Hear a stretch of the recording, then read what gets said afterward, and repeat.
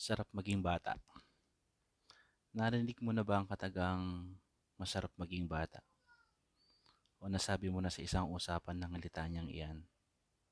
Kung oo, marahil nagkakaedad ka na. Madami-dami ka na ding mga problemang pinagdaanan.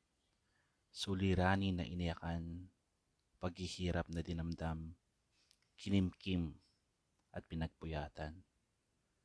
Tunay nga naman na napakasarap maging bata. Wala kang iisipin kundi ang maglaro at magsaya. Agahan, tanghalian, hapunan, kasama ang merienda na iyong hahanapin lang sa pagkainan. Laruan at game sa phone ng iyong hawak pagising pa lang sa umaga. Ngiti nila ay wagas sa simpleng bagay lang. Lubos ang halakhak sa isang kiliti at pasulubong pag-uwian. Naiyak ng paminsan-minsan kapag hindi napagbigyan. Subalit, walang pagdadamdam dahil supling pa lamang. Ang sarap nga naman ulit maging bata kung iisipin lamang. Pero hindi na ito ang ating panahon na ating pagdadaanan. Nasa atin na ang kamay ng pag-alalay sa bagong henerasyon ng bayan. Pag-alalay sa mumunting musmus at pag-asa ng kinabukasan. Bilang nakakatanda at umusbong na magulang, tatay, nanay, daddy, mami, papa o mama, maging tito, tita, lolo at lola, pati kuya o ate na tumayo ng haligi o ilaw ng tahanan. Saludo sa inyo ang mga anak na sa iyo'y nag-aantay, nag-aabang, nagmamahal.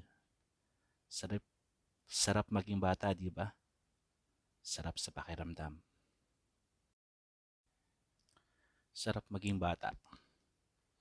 Narinig mo na ba ang katagang masarap maging bata? O nasabi mo na sa isang usapan ng litanyang iyan? Kung oo, marahil nagkakaedad ka na. Madami-dami ka na ding mga problemang pinagdaanan. Suliranin na iniyakan, paghihirap na dinamdam, kinimkim at pinagpuyatan. Tunay nga naman na napakasarap maging bata. Wala kang iisipin kundi ang maglaro at magsaya.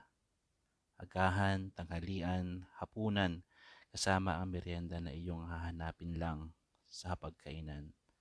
Laruan at game sa phone ng iyong hawak pagising pa lang sa umaga.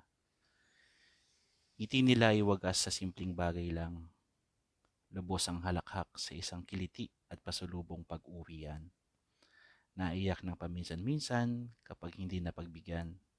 Subalit, walang pagdadamdam dahil supling pa lamang. Ang sarap nga naman ulit maging bata kung iisipin lamang.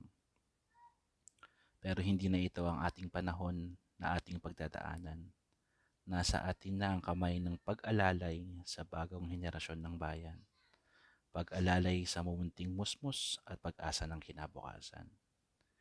Bilang nakakatanda at umusbong na magulang, tatay, nanay, daddy, mami, papa o mama, maging tito, tita, lolo at lola,